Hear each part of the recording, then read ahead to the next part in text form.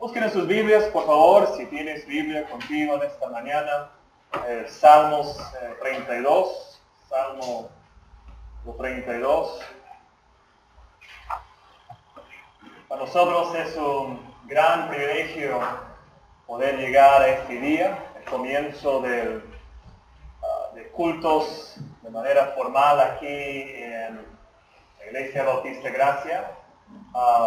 Dios hace unos 3 años comenzó a formar en mi corazón el deseo de fundar una nueva iglesia en un lugar céntrico aquí en Lima. En ese tiempo estuve pastoreando una iglesia en Santa Anita y Dios en su tiempo preparó el camino para salir de esta iglesia, ya ellos con su propio pastor, y Dios puso en mi camino a un amigo muy profundo, Rubén Villar, y comenzamos a conversar este tema, a comunicarlo a otras personas, y Dios en su gracia nos ha llevado a este día, el comienzo de, como dije, cultos, servicios formales. Al final del culto, Rubén vendrá para explicarles un poco más de aquí en adelante, cómo es que vamos a estar trabajando más adelante. Por ejemplo, luego queremos comenzar unos estudios y comenzar durante la semana a incluir a más gente. Rubén y yo estamos ahí durante la semana invitando, buscando conversaciones con personas. Si han venido hoy día por primera vez, nosotros deseamos visitarles, tener un tiempo durante la semana para conversar, porque estamos aquí con un fin que es de ayudarles espiritualmente. Y no hay un tema que más nos encanta que el tema del Evangelio de Jesucristo, porque nuestra confianza más profunda es que Jesucristo vino con el fin de traer salvación a la humanidad, y lo hace en corazón tras corazón, salvándonos y cambiándonos. Y eso deseamos ver, que Dios nos ayude a participar en esa obra. La pregunta que está delante de nosotros esta mañana es la pregunta: ¿qué es el Evangelio? Vamos a comenzar leyendo el Salmo y de ahí veremos lo que Dios tiene aquí en cuanto al Evangelio, aquí desde un texto del Antiguo Testamento. David es el autor aquí, Salmo 32, yo leo. Si tienes Biblia, puedes seguir ahí en tu propia Biblia. Salmo 32, Salmo de David, dice así la palabra de Dios. Bienaventurado aquel cuya transgresión ha sido perdonada y cubierto su pecado. Bienaventurado el hombre a quien Jehová no culpa de iniquidad, en cuyo espíritu no hay engaño. Mientras callé, se envejecieron mis huesos, me gemí todo el día, porque de día y de noche se agravó sobre mí tu mano. Se volvió mi verdor en sequedades de verano. Versículo 5. Mi pecado te declaré, y no encubrí mi iniquidad. Dije y confesaré mis transgresiones a Jehová, y tú perdonaste la maldad de mi pecado. Por esto orará a ti todo santo en el tiempo en que pueda ser hallado. Ciertamente en la inundación de muchas aguas no llegarán estas a él. Tú eres mi refugio, me guardarás de la angustia. Con cánticos de liberación me rodearás. Te haré entender y te enseñaré el camino en que debes andar. Sobre ti fijaré mis ojos. No seáis como el caballo, como el mulo, sin entendimiento, que han de ser sujetados con cabestro y con freno, porque si no, no se acercan a ti. Versículo 10. Muchos dolores habrá para el impío, mas al que espera en Jehová le rodea la misericordia. Alegraos en Jehová y gozaos, justos, y cantad con júbilo todos vosotros los rectos de corazón. Esta pregunta, ¿qué es el Evangelio?, es una pregunta que con bastante frecuencia he hecho a una verdad de personas, y las respuestas que he recibido me afirman que hay bastante confusión, en cuanto a lo que significa el Evangelio de Jesucristo. Es por si acaso el mensaje central de la Biblia y entonces nos requiere una respuesta clara a la pregunta ¿qué es el Evangelio? Hace unos 4 años un señor me acercó y me contó una historia, me dijo que era pastor bautista que había viajado desde Bolivia, que aquí le robaron, le quitaron su pasaporte, y estaba sin dinero y solo necesitaba ir para regresar a su país. Me dijo había venido para hacer una misión a los pueblos, pero ya no le quedaba nada y simplemente quería regresar a su país y pidió una ayuda económica. Ahora, yo le miré al Señor y estaba con ciertas dudas en cuanto a su historia. Y entonces estaba ahí pensando, ¿qué hago? ¿Cómo puedo hacer para probar si el hombre me está contando la verdad? Entonces, como él me había dicho que era pastor bautista, yo decidí hacerle esta pregunta. ¿Qué es el Evangelio? Pensando si es un pastor bautista, debe poder darme una respuesta más o menos entendible de lo que es el Evangelio de Jesucristo. Basta decir que su respuesta me confirmó la sospecha que sí me estaba engañando. Así que les pregunto, ¿qué es el Evangelio?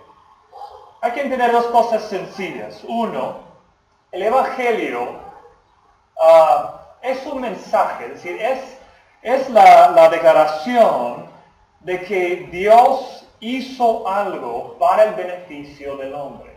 Es una declaración, un mensaje. Por eso llamamos al Evangelio las buenas nuevas. Buenas nuevas quiere decir que es un anuncio, una proclamación de algo que ha sido hecho por nosotros. Por si acaso, como el Evangelio es la declaración de algo que ha sido hecho por nosotros, eso significa que no es, por ejemplo, una filosofía de vida.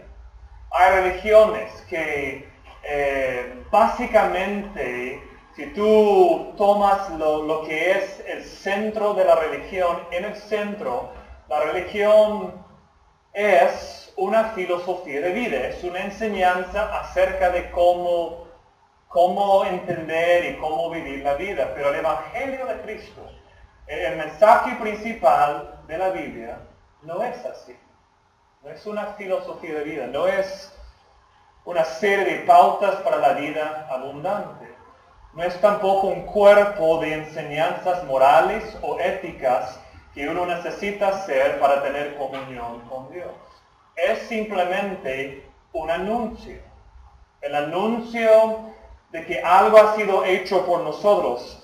Es decir, primero es un mensaje, en segundo lugar es el mensaje que Jesús salva, y salva específicamente por perdonar nuestro pecado. Es el anuncio del perdón de pecado que hay solo en Jesucristo.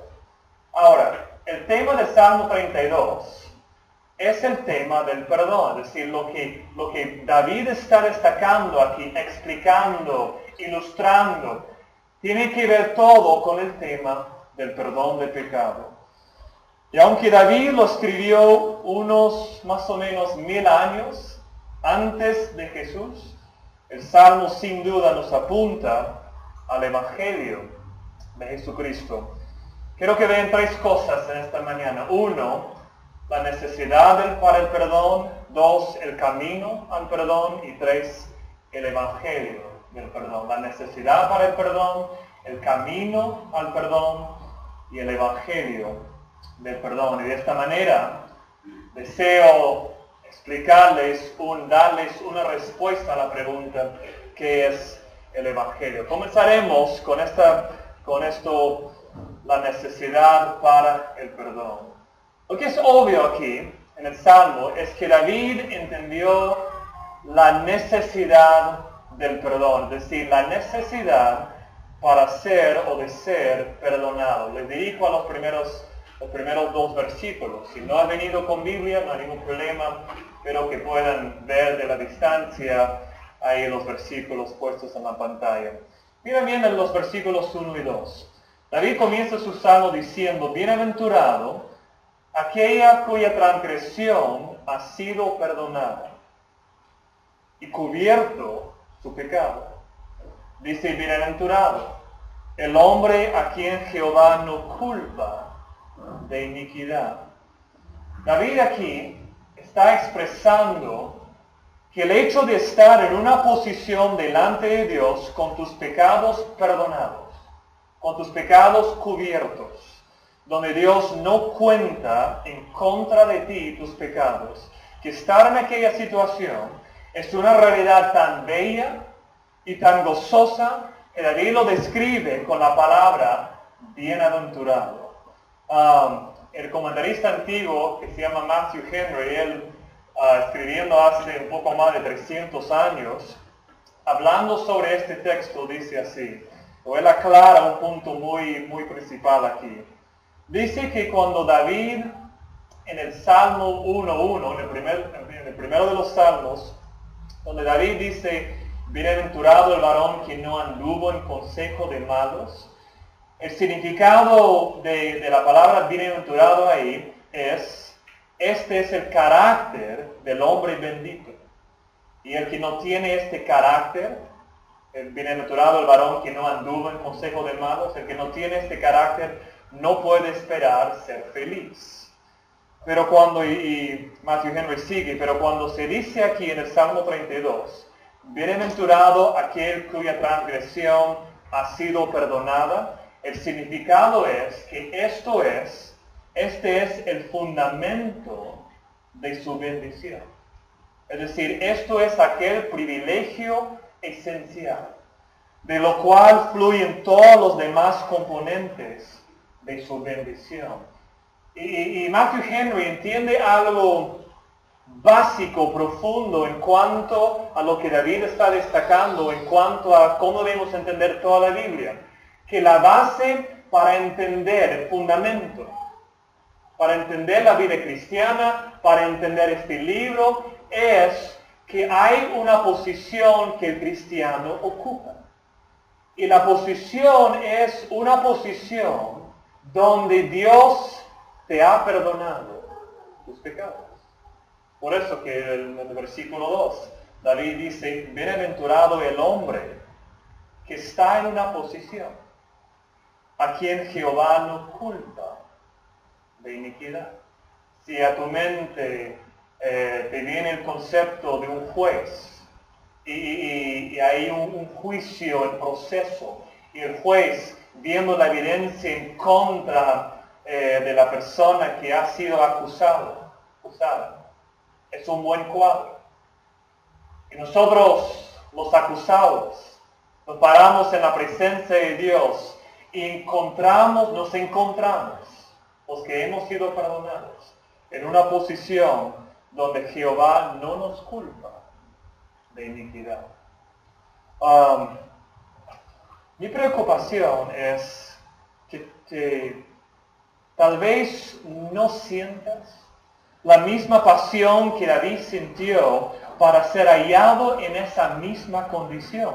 Mira, él dice bienaventurado, lo repite, bienaventurado, bienaventurado. ¿Qué significa bienaventurado? Es el concepto de tener una vida profunda, una vida bella, una vida completa. Es la paz de vivir bien con Dios, bien con otros, donde la vida corre en un sentido como debe correr. Porque la vida sigue como debe seguir y vives con una paz que quizás sea inexplicable para otras personas. Y vives a base de un gozo que a pesar de las circunstancias difíciles alrededor tuyo, donde otros te miran y en el fondo te dicen, ¿cómo es que con las situaciones que están delante de ti, que están en tu vida, cómo es que vives con esa paz? Eso es lo que significa bienaventurado. Y David lo vincula con estar en una posición donde Dios no nos culpa de iniquidad. Mi preocupación es quizás no sentimos el valor de esa posición. Te pregunto, escuchar que Dios realmente está dispuesto a perdonarte todos tus pecados. ¿Qué es la reacción emocional que eso produce? En verdad estoy preguntando, ¿cuál es la reacción emocional que produce en ti esa verdad bíblica? Mira, he visto que hay dos tipos de personas que luchan con entender esta verdad, luchan con sentir el peso profundo de lo que Dios realmente nos dice cuando nos dice que podemos pararnos en su presencia con nuestros pecados cubiertos. ¿Cuáles son los dos tipos de personas? Bueno, a un lado tenemos a una persona irreligiosa, las personas irreligiosas. ¿Quiénes son y qué significa? Una persona irreligiosa es una persona que entiende la vida como un proceso de autodescubrimiento. Quizás cree en la existencia de Dios, quizás no, pero de todas maneras vive como que Dios no existe. Que la bendición de la vida viene a través del autoesfuerzo y el autodescubrimiento. Es una persona que ha aprendido normalmente a respetar a otras personas, pero en el fondo su vida tiene que ver con sus propios sueños, con su propio éxito, sus propios placeres, etc. ¿Y cuál es la dificultad para una persona irreligiosa? La dificultad es que esta persona no piensa que haya realmente algo de lo cual necesita ser perdonado. Es decir, mi vida tiene ciertas dificultades, tengo ciertos placeres, pero en el fondo vivo como yo quiero vivir. Y esta persona no siente el peso de su propio pecado. Y eso me preocupa. Porque lo que veo aquí es a David diciendo, bienaventurado, que hay una bendición profunda para la persona que encuentra su lugar donde Dios no le culpa de iniquidad. Y quizás no lo entiendes porque en el fondo nunca has visto que realmente eres tan malo. Hay otro tipo de persona, la persona religiosa. ¿Quién es esta persona? Estamos hablando de una persona que busca su sentir de éxito, su felicidad, su paz, hasta su propia identidad, sometiéndose a las normas y a las expectativas de un sistema religioso. En la vida moral, por ejemplo, encuentra su bienestar, su bendición en la vida. Y quiero que entiendan que aquí tenemos a veces, yo digo muchas veces, un problema aún más profundo. Quizás te sorprendes escuchar que a un lado hablamos de la persona irreligiosa, inmediatamente también vemos el problema de una persona religiosa. Tú dices, ¿quién, aparte de esas dos cosas, quién más hay? Si todos deben caer en una de aquellas dos. Y la respuesta es que no. Primero, permíteme mostrarles cuál es el problema con la persona religiosa, para que entiendan que hay un tercer camino. ¿Cuál es el problema con la persona religiosa? Y es que esta persona piensa que su religiosidad es suficiente para ganar el favor de Dios en su vida. Y una persona que en el fondo entiende a Dios, entiende a su cercanía a Dios a base de una vida moral, de cumplir con lo que la religión pide, que relaciona la vida con yo hago ciertas cosas y como hago estas cosas, estas disciplinas espirituales, voy a la iglesia, leo mi Biblia, etcétera, etcétera, y como a la vez hay ciertas cosas que no hago, aquí está mi lista de cosas que no hago, entonces estoy bien. Y si así entiendes a Dios, quiero que sepas que estás en un peligro más profundo que el peligro de la persona irreligiosa. ¿Por qué? Porque lo que vemos aquí es que ambos tienen un mismo problema. Y es que no tienen una vista de Dios muy alta. Pero ¿qué de David? Porque delante de nosotros está este salmo. David está hablando. ¿Y qué de David?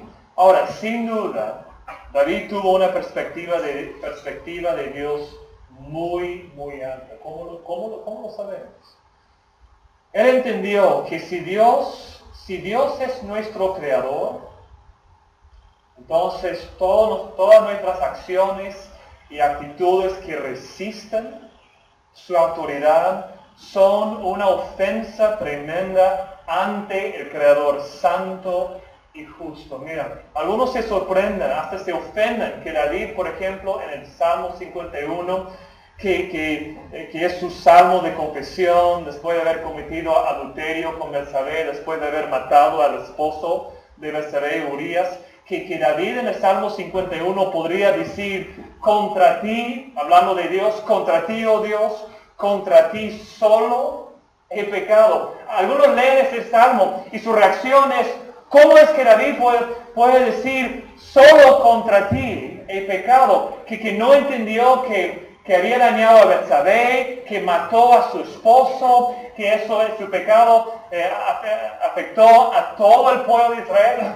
¿Cómo puede David decir, solo contra Dios he pecado? Perdón.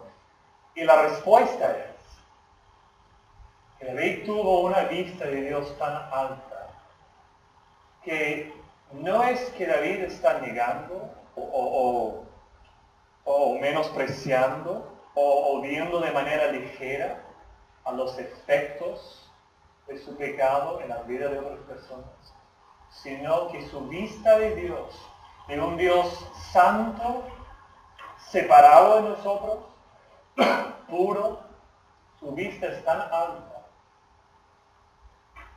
que cuando Él entiende que en el fondo su pecado principal es en contra de su mismo Creador, que Él encuentra cuando su Creador, cuando Dios le perdona sus pecados, cuando encuentra esa posición donde Dios no le culpa de iniquidad, que su reacción es, bienaventurado el que se encuentra en ese lugar, bienaventurado el que encuentra, el que tiene sus pecados perdonados y cubiertos.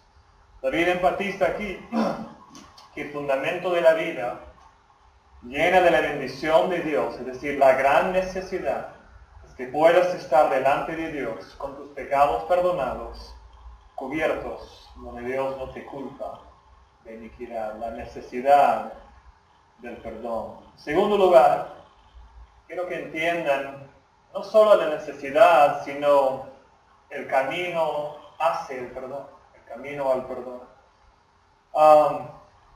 En el versículo 2 hay algo bastante interesante. Aquí David anticipa la gran dificultad que una persona tiene para realmente avanzar por el camino hacia el perdón. Es decir, si David presenta aquí esta posición de encontrar el perdón de pecado en un lugar donde Dios no me culpa de pecado, entonces, ¿qué es lo que nos impide de avanzar por ese camino? Es decir, ¿por qué no es que todo el mundo busca el perdón que Dios ofrece? ¿Qué es lo que nos impide ahí? ¿Qué es lo que hace difícil ese avance por el camino al perdón? La dificultad tiene que ver, con nuestra tendencia de engañarnos a nosotros mismos. Miren el versículo 2. Acá David dice, bienaventurado el hombre a quien Jehová no culpa de iniquidad. Mira cómo termina. Y en cuyo espíritu no hay engaño. Me pregunto, ¿por qué inmediatamente después de haber hablado de nuestra posición, donde Dios no nos culpa de iniquidad, ¿Por qué inmediatamente, gracias? ¿Por qué inmediatamente nos habla del concepto del engaño?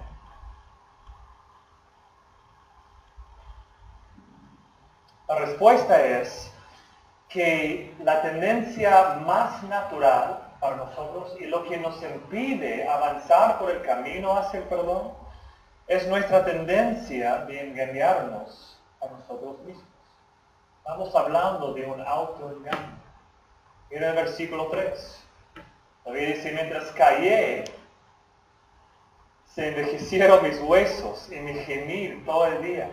David está describiendo a una persona que siente lo que nosotros llamamos convicción de pecado. ¿Okay? Mira, si eres cristiano, si no eres cristiano, igual creo que debes tener cierto entendimiento de lo que es convicción de pecado. Dios nos ha creado todos con una conciencia, con algo dentro del corazón humano que cuando no estamos bien, algo está ahí picándonos ahí, tocándonos ahí, tocando el corazón, diciéndonos, esto no está bien, estás mal. Y ese sentido nosotros llamamos convicción del pecado. Y cuando uno siente eso, pero no responde, mira, es lo que David está describiendo aquí. Uno se engaña a sí mismo, versículo 2 ahí, versículo 3. Él habla de que siente esa convicción, pero no responde, no hace nada. Mientras callé, se envejecieron, mis huesos, en mi gemir, dice, todo el día. El engaño tiene que ver con que uno no quiere confesar el pecado, prefiere el silencio, prefiere no ser sincero y abierto con sí mismo. Se está engañando. Lo que vemos aquí es que cuando una persona no quiere ser sincero con sí mismo, en cuanto a la realidad y la magnitud de su estado pecaminoso ante el Santo Dios, que hay ciertas consecuencias. Es decir, David en los versículos 3 y 4 destaca o describe las consecuencias que tienden a revelarse cuando uno decide engañarse a sí mismo, no responder a esa convicción de pecado y cuando no está dispuesto a confesar su pecado. Mira, vamos a verlos en forma muy breve, pero según el orden que David los destaca. Básicamente hay tres cosas. Uno, David escribe aquí que cuando uno decide no confesar el pecado, escribe, y esto para mí es muy interesante, escribe que normalmente hay un efecto físico. Una de las razones por las cuales yo soy cristiano es que veo en la Biblia que la Biblia entiende la profundidad del ser humano mejor que, mira, en verdad, mejor que cualquier otra religión que yo he estudiado. Mira, hay un ejemplo aquí. Aquí David describe algo que todos nosotros entendemos, que es una realidad en cuanto al efecto que el pecado no confesado tiene o produce en nuestras vidas. Y es un efecto físico. Pero otra vez el versículo 3. Quizás no lo notaste la primera vez, quizás sí. Pero mira, él dice, mientras callé, ¿qué pasó? Se me hicieron mis huesos. Está hablando de huesos, del cuerpo. Está describiendo cómo se siente cuando guarda el pecado en vez de ¿qué? En vez de confesarlo. Mira, esto por si acaso concuerda con lo que cualquier psicólogo te diría hoy en día. La diferencia es esta. La diferencia es que la psicología de hoy, aunque reconoce las consecuencias físicas de vivir una vida engañosa, de no acostumbrarte a reconocer tus propias fallas, en el fondo, la psicología de hoy te enseña que la confesión es saludable principalmente porque te permite vaciarte de tus propias frustraciones y resentimientos. Es decir, que la psicología de hoy vincula, te conviene confesar el pecado para poder vaciarte de lo que te está destacando, de lo que te está impidiendo en tu vida, de lo que produce malas consecuencias, de lo que produce un mal efecto en la vida de tus amigos, de tu familia. Conviene confesar, vivir de manera sincera. Ahora, eso es cierto hasta un punto. Pero David en este salmo no nos permite quedarnos solo ahí. Sino lo que David describe aquí es que la confesión es saludable. Hasta físicamente es saludable. Pero es saludable porque uno encuentra la verdadera paz en sí mismo cuando comienza a reconocer que se ha rebelado contra su Creador. Que su transgresión ha sido ante un Dios santo. Es decir, en el fondo la confesión no solo me conviene para que yo pueda vaciarme de mis propias frustraciones, sino que es algo mucho más profundo, porque el problema es mucho más profundo. El problema es que no estoy bien con mi Creador. Y la confesión me abre el camino para que yo pueda estar bien con mi Creador, bien con mi Dios. David escribe que no debemos sorprendernos que cuando uno no está bien con Dios, que haya hasta un efecto físico. El segundo efecto que vemos aquí es un efecto espiritual. Miren el versículo 4. David dice, porque de día y de noche se agravó sobre mí tu mano. Otra vez, vemos a David describiendo la realidad de cómo es la obra de Dios cuando obra en el ser humano. Lo que vemos aquí es algo profundamente bello en cuanto a la manera en que Dios trata a sus hijos.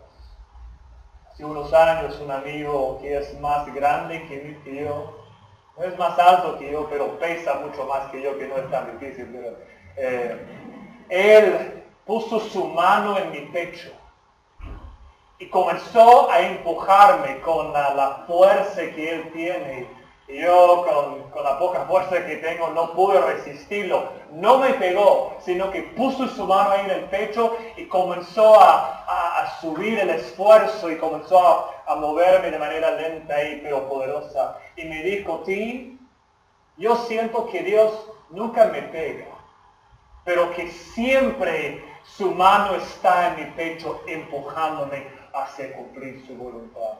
Y la ilustración encapsula lo que David está diciendo aquí.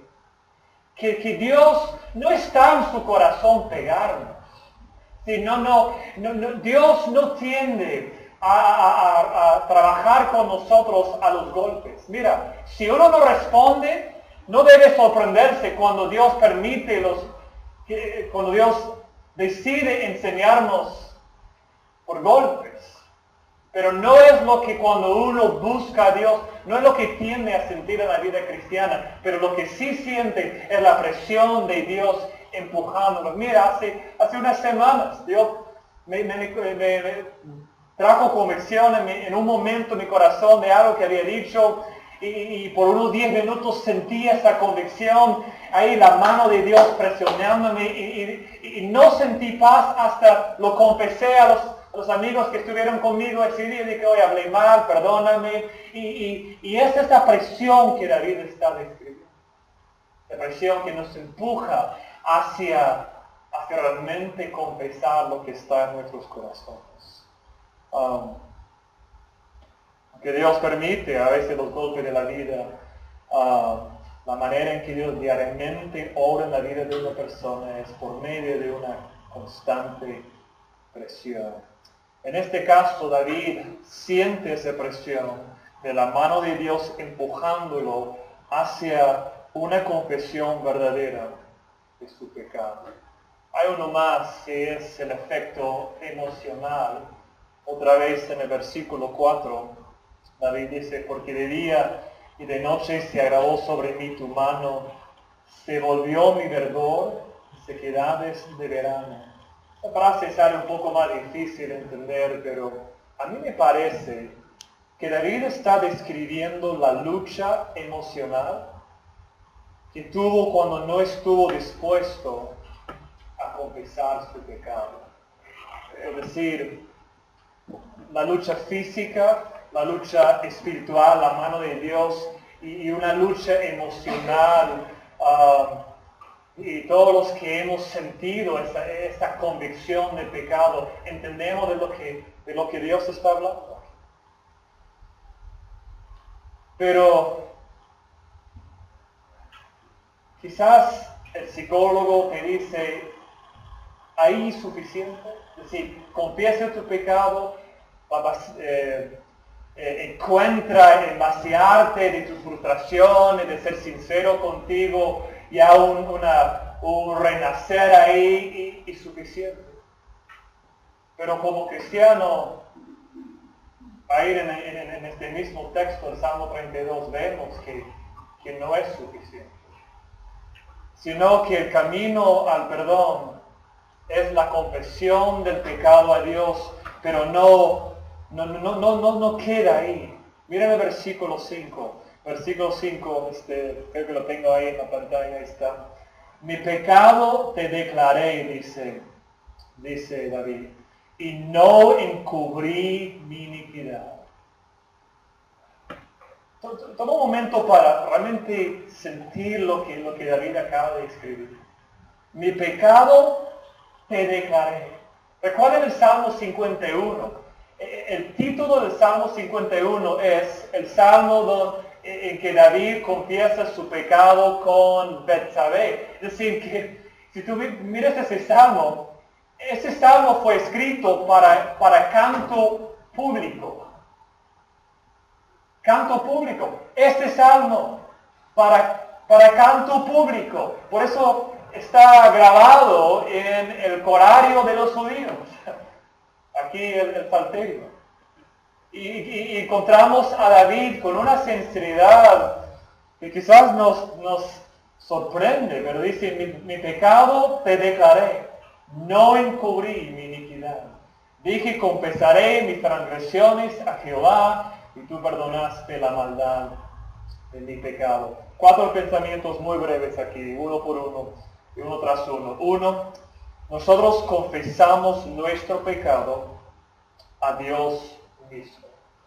Es decir, no estamos hablando de una confesión a un sacerdote o a un pastor. Encontramos aquí a David confesando su pecado a Jehová, a Dios mismo. Confesaré mis transgresiones a Jehová, dice. Segundo pensamiento, la confesión es algo profundo, es algo difícil, no es algo ligero. Y quiero que capten bien lo que quiero decir aquí. Hay una gran distinción entre la persona que simplemente ora, Dios, perdona mis pecados, soy pecador ya y sálvame. Y no es lo que David está describiendo. Él está describiendo un sentir profundo de convicción de pecado. Es decir, un reconocer que no estoy bien, que toda mi vida va en una dirección equivocada. Que si Dios no perdona mis pecados, que no tengo otra esperanza en la vida. Y hay una fuerte distinción entre algo ligero, confieso mis pecados, y ese sentir profundo que mueve a una persona a decir, a clamar, Dios, necesito tu perdón completo.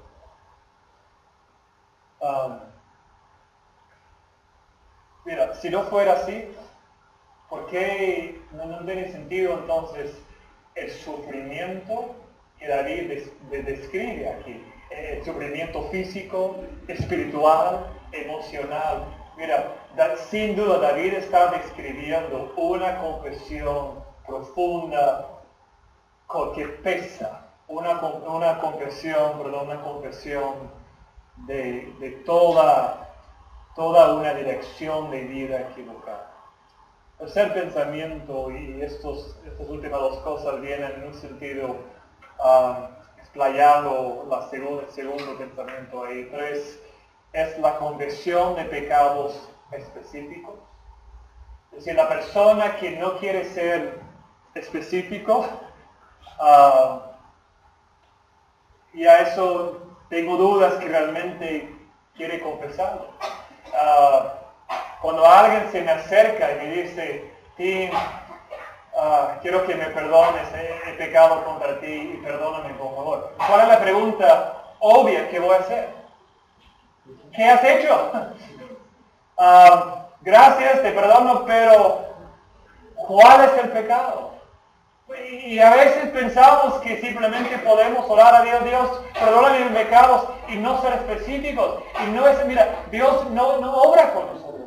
Es decir, la confesión es de pecados específicos. Pero aún más profundo es esto. La confesión que vale es el reconocimiento de que toda tu vida, porque por toda tu vida has buscado tu propio camino. Que has buscado encontrar tu satisfacción dentro de ti mismo y confiesas la idolatría de haber vivido como Dios, como que si Dios no fuera realmente Dios. Si la confesión es que toda mi vida he vivido como yo quiero, buscando mis sueños, mi vida, y me doy cuenta que no puedo entender a Dios, no puedo encontrar la bendición de estar donde Dios me ha perdonado todos mis pecados si no confieso que he ido en esa dirección y necesito un cambio radical. Por si acaso, el término teológico que describe eso se llama arrepentir. Me arrepiento de haber ido en una dirección propia. Confieso todo es lo que era mi vida antigua. Y me aferro al perdón que hay solo en Cristo. Ahora, para terminar, el Evangelio del perdón. La necesidad, el camino y ahora el Evangelio del perdón. La persona que anda por el camino del perdón, la confesión te guía al perdón. La confesión es el camino. Pero en el camino de confesión, de realmente buscar a Dios, buscar entender qué significa esa posición que David describe, donde Dios no te culpa de iniquidad. En el camino encuentras dos cosas. Y aquí David los describe. Primero en los versículos 6 y 7 vemos esto. David dice, por esto orará a ti todo santo en el tiempo en que puedas ser hallado. Él está describiendo no necesariamente un tiempo como una hora específica, sino una situación en tu propio corazón, un momento en tu propio corazón, de que encuentras que Dios realmente está dispuesto a perdonarte a ti de tus propios pecados. Dice, por esto orará a ti todo santo en el tiempo que puedas ser hallado. Ciertamente en la inundación de muchas aguas no llegarán estas a él. Tú eres mi refugio, me guardarás de la angustia con cántico de oración, me rodearás. La persona que va en el camino del perdón encuentra que Dios es su refugio. Encuentra también que Dios es su guía, los versículos 8 y 9, te haré entender y te enseñaré el camino en que debes andar. Sobre ti fijaré mis ojos. No seáis como el caballo o como el mulo sin entendimiento, que han de ser sujetados con cabestro y con freno, porque si no, no se acercan a ti. David agarra esta ilustración de los animales que necesitan un guía para describirnos que la persona que va en su propio camino, la persona que dice que no se da cuenta de la profunda necesidad a causa del pecado en su vida, de haber vivido toda su vida en rebelión contra el Dios alto y santo, que esa persona es como un caballo que tiene que ser controlado. Y él está describiendo la libertad de vivir donde Dios nos guía. Y la base para ese privilegio es que uno reconoce, mira, todo este salmo tiene que ver con el perdón, que uno reconoce que la necesidad más profunda en el corazón del ser humano es que encuentra su posición en el perdón que Cristo ofrece, donde Dios no te culpa de iniquidad. Porque mira, que Dios sea tu refugio y tu guía, tan bello que es, no es suficiente solo. Si no estamos hablando de una religión donde simplemente buscamos un refugio o un guía, sino que el Evangelio de Cristo es algo más profundo. Es decir, obra a nivel más profundo. Porque el Evangelio obra donde más hay necesidad en el corazón del hombre. Y es que en el fondo soy un ser humano pecador. Y si Dios no me perdona, no tengo esperanza. Mira el versículo 10, porque en el versículo 10 hay una pista, hay algo que nos apunta a esta verdad. Versículo 10. Muchos dolores habrá para el impío, mas el que espera en Jehová, ¿qué encuentra? Le rodea la misericordia. La palabra misericordia ahí es la palabra eser en el hebreo. Y esa palabra eser describe el compromiso que Dios tiene con los que le pertenecen a Él. Describe ese compromiso de fielmente amarnos. En el Antiguo Testamento, por ejemplo, nunca iba a haber dentro del sistema de sacrificios una manera en que el pecado pudiera tener una solución eterna, una solución completa.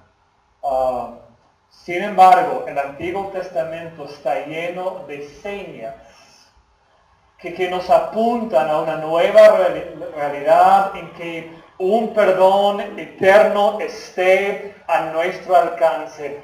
La pregunta que sigue rebotando en todo el Antiguo Testamento es: ¿cómo puedo tener a mis pecados perdonados? ¿Cuándo habrá una solución? Porque un judío quebraba una ley de Dios, tenía que matar el cordero, hacer el proceso de sacrificio. Si a la siguiente semana otra vez caía en el pecado, tenía que volver a hacerlo, ensuciarse las manos, pagar, todo lo que involucraba el sacrificio de animales. Y es como que hay ya esa pregunta: ¿habrá una solución eterna para mis pecados? ¿Vendrá una manera en que uno puede encontrar paz eterna para el asunto del pecado del corazón? Y quizás el versículo favorito mío de todo este salmo, el versículo 2, y quiero terminando regresar ahí. Versículo 2, ¿cuál es la seña que vemos aquí? David dice: bienaventurado el hombre a quien Jehová no culpa de iniquidad. Te pregunto, ¿cómo es que Dios no nos culpe de iniquidad? Porque es cierto que dentro de nosotros hay pecado profundo. La respuesta es que Dios sí castiga el pecado. Nadie puede llegar a la conclusión que Dios no es justo, porque Dios castigó el pecado. Toda la Biblia vemos a Dios castigando pecado, En el Nuevo Testamento vemos que Dios no nos castiga a nosotros, sino que Dios castigó a su propio Hijo, a Jesucristo, por nuestros pecados. En este caso, de esta manera, Dios mantiene su justicia. Es justo, castiga el pecado, pero con una gran diferencia, que no nos castiga a nosotros, sino que Él castigó a Jesús por nuestro pecado. Y eso es lo que abre el camino para lo que hemos visto esta mañana, para que Dios realmente pueda perdonar toda la pecaminosidad de tu pecado.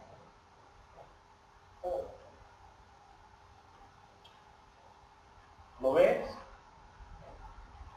¿Ves la profundidad del pecado en tu corazón? Entonces lo que Dios en su gracia hizo, lo que Jesucristo hizo cuando murió en tu lugar, ¿lo crees? Si acaso esto es el Evangelio. ¿Veis la necesidad para el perdón? Tomas el camino al perdón, que es la confesión verdadera a Dios, y te aferras al perdón de Dios, que es tuyo, por medio de la muerte de Jesús. Aquí en nuestra iglesia, nosotros terminando cada sermón, cada mensaje, vamos a siempre tener un tiempo de reflexión y meditación. En un momento vendrá Rubén para orar y de ahí vamos a cantar un par de estrofas de la canción que ya hemos cantado, La Sangre Hermosa. Pero primero vamos a tener un tiempo de reflexión y meditación sobre lo que hemos escuchado. Te invito conmigo a tomar un tiempo en silencio, solo para orar. Y te invito a hacer esta pregunta. ¿Realmente he llegado al punto en que estoy en esa posición donde he llegado a creer y recibir el perdón que Dios hizo posible por mí? Quizás esta mañana te das cuenta que nunca has visto la profundidad de tu propio pecado. Y ahora verlo por primera vez, ves la belleza de la cruz. La belleza de lo que significa la vida cuando dice, bienaventurado aquel cuya transgresión ha sido cubierta, perdonado. Conmigo hacemos un momento pensando y meditando sobre lo que hemos escuchado hasta ahora.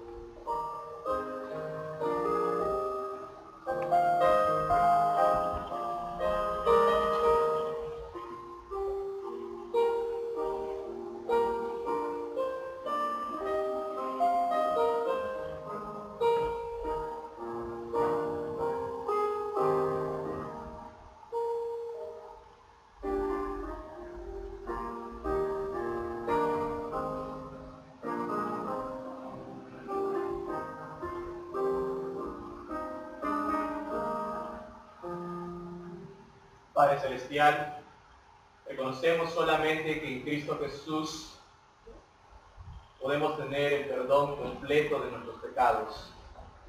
Gracias, Señor, porque en aquella cruz derramaste tu sangre, Señor, para que nuestras vidas puedan ser limpiadas de toda la pecaminosidad profunda en la cual vivimos, Padre. No es, Señor, una religiosidad, no es, Señor, vivir según mi criterio, sino únicamente es vivir a través de Cristo Jesús. Porque Cristo murió, pagó la deuda que nunca jamás ningún ser humano por sí mismo puede pagar. Pero gracias, Señor, porque en Jesucristo podemos hallar el perdón absoluto de nuestros pecados, las rebeliones y transgresiones que por años hemos cometido. Oh Padre, tú conoces nuestros corazones y conoces, Señor, la necesidad de cada uno de ellos. Y tú sabes, Señor, aquellos que en esta sala necesitan, Señor, el perdón tuyo. Oh Dios, dirige su mirada hacia ti. Dirígenos, Señor, a Cristo Jesús, aquel Señor que es capaz de con su amor darnos, Señor, la vida eterna por medio de Cristo Jesús. Gracias, Padre, porque nos diriges a ti. Y gracias, Dios, porque tu sangre es tan poderosa y el poder del Evangelio tan profundo que nos da aquella libertad de poder, Señor, ser hijos tuyos y libertados, Señor, del pecado. Gracias por todo. En nombre de Cristo Jesús oro. Amén.